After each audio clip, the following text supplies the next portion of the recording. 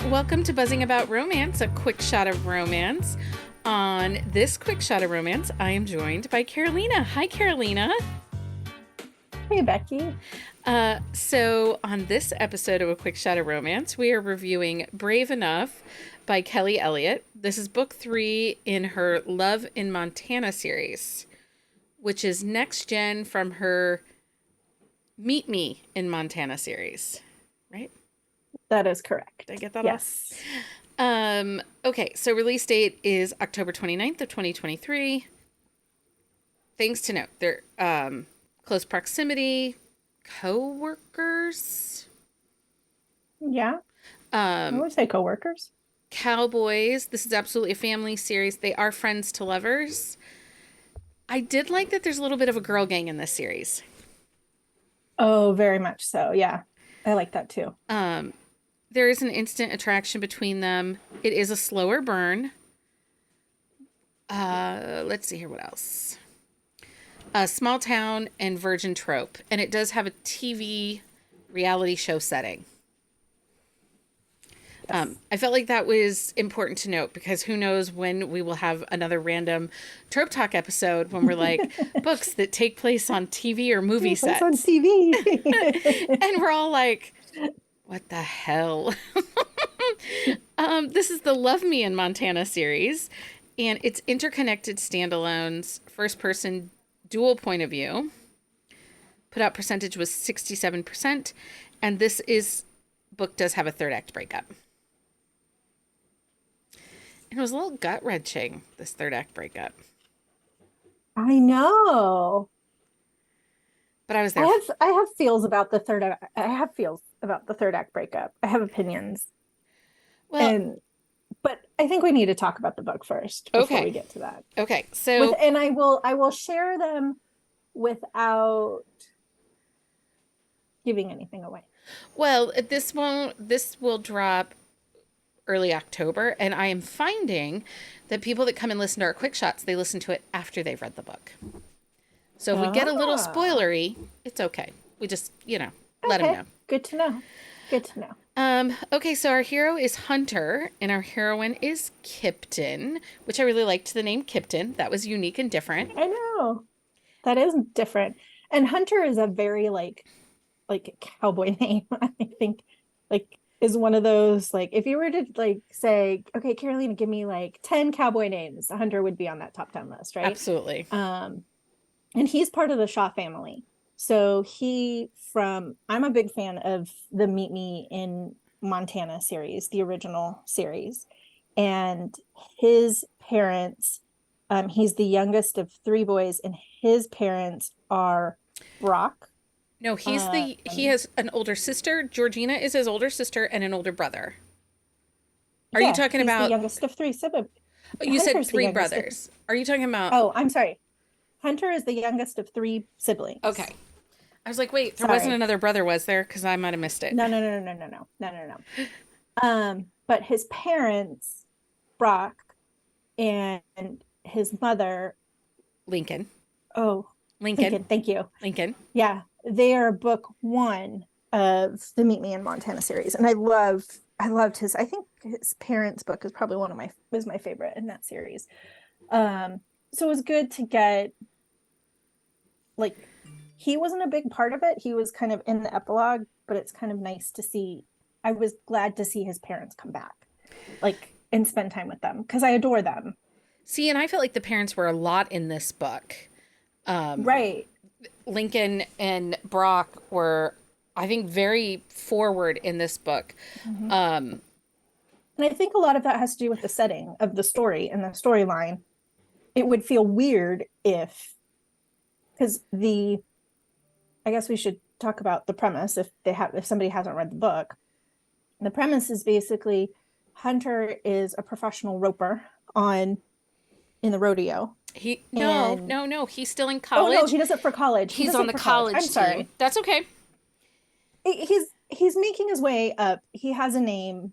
He's not quite professional, but because of his father, who was a professional and did really well, people know him. They know the Shaw family.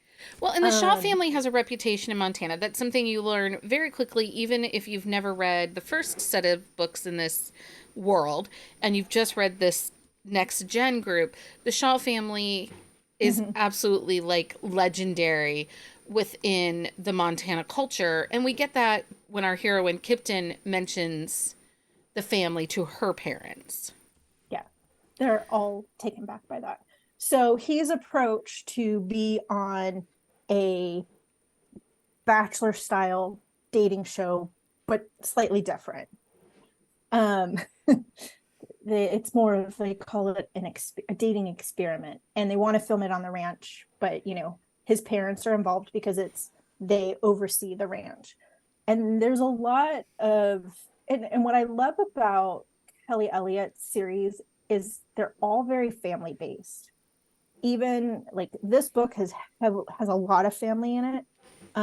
There's a few others that it's not as family forward, but you still get family presence throughout. Yeah, and I think it's okay if you've read some in the world.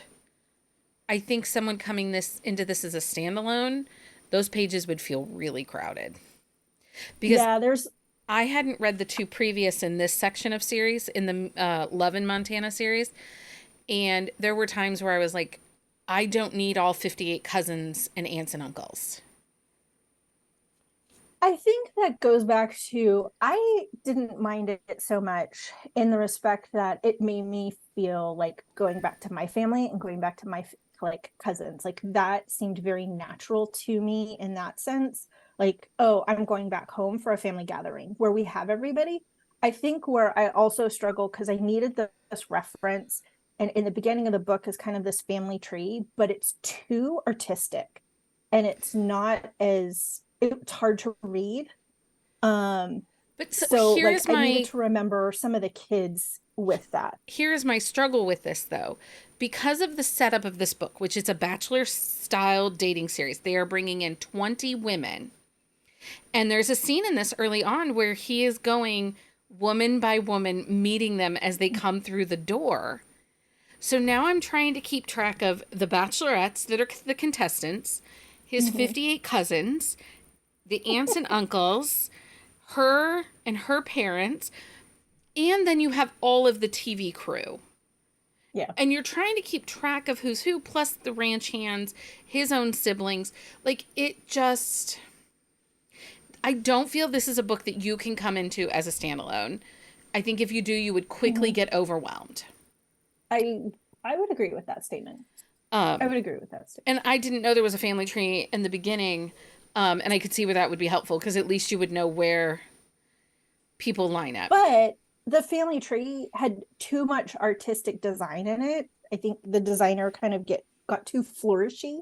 Oh, So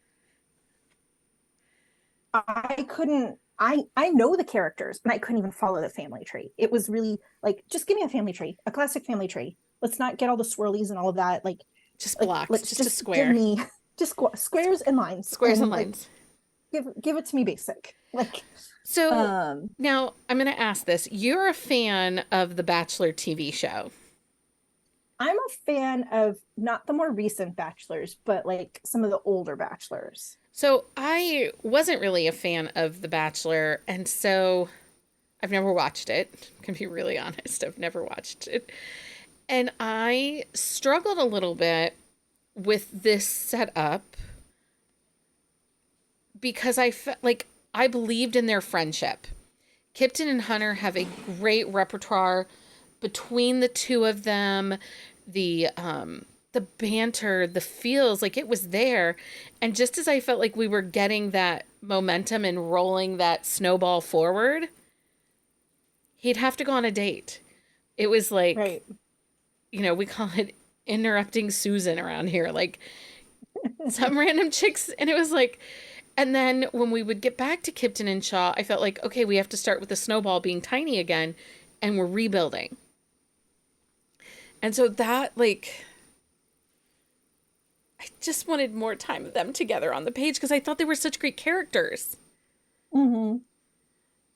I could see that. I think where I enjoyed this book was and I don't typically like this, but I think in this setting, because I am a fan of the older bachelors, where I can see some of this take place of like this, we're almost there, but not.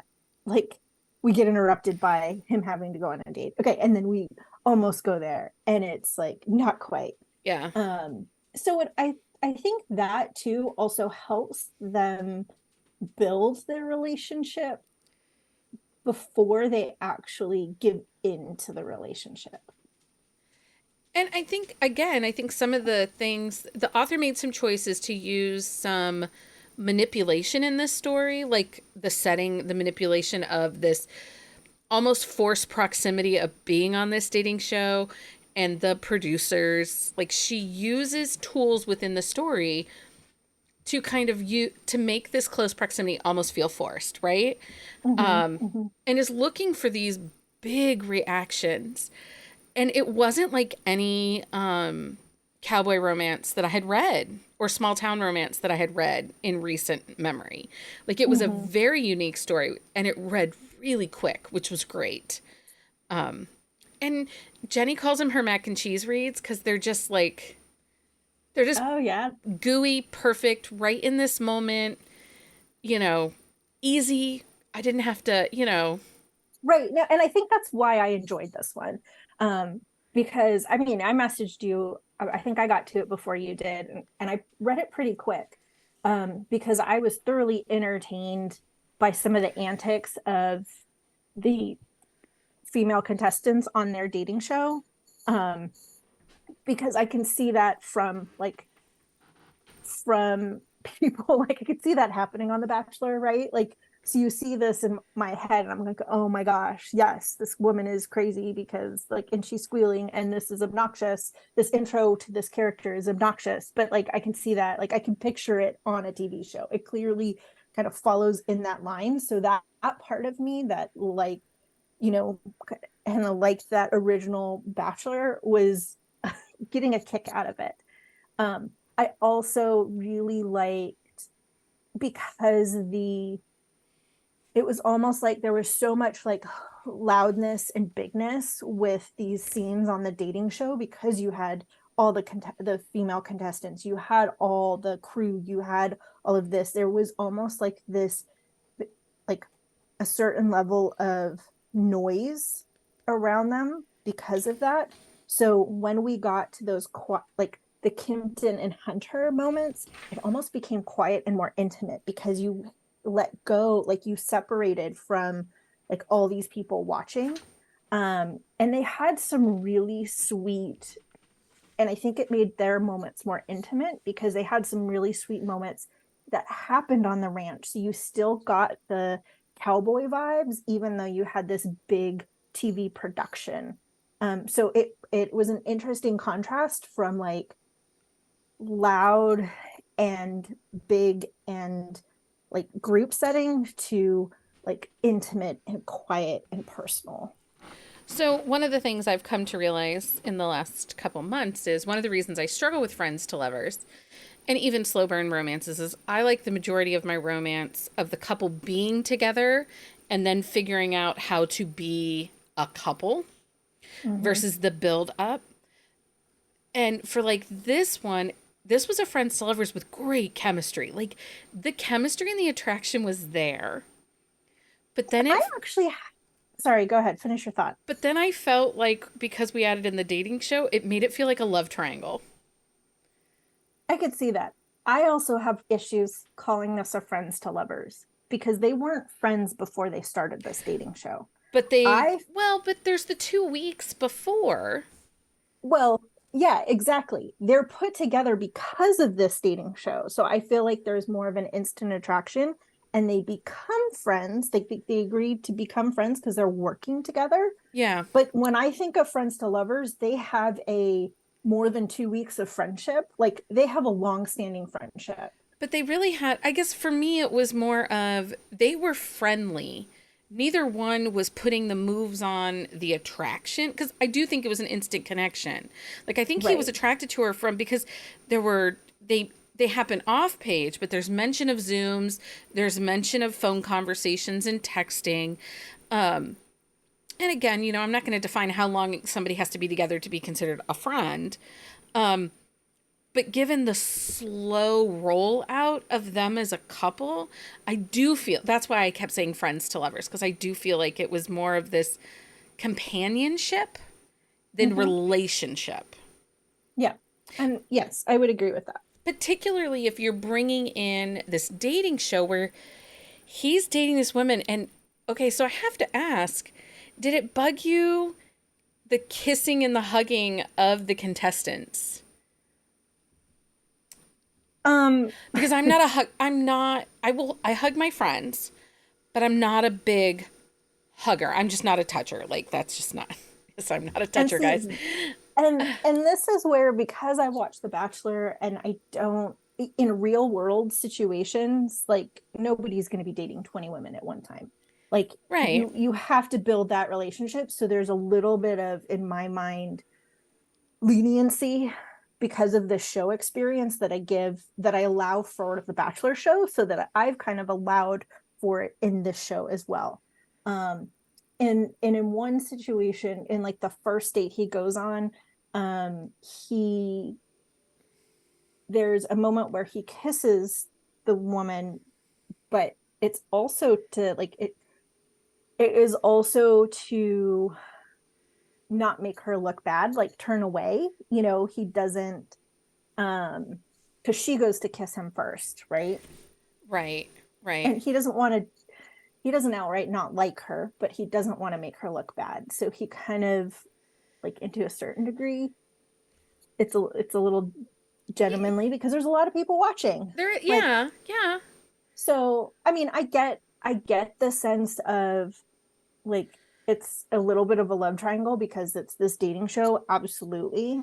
But I make a little bit of allowance for it because of the premise and this Yeah. of the storyline. I mean, it has a lot of If you're feels of not like the Playboy feel to it without being a very clear Playboy. Like, he's not on right, dating apps swiping left and right, and right, and there's no hooking up. No hooking up happens. no, Um, and he hasn't. Both him and Kipton have reasons to do this show right.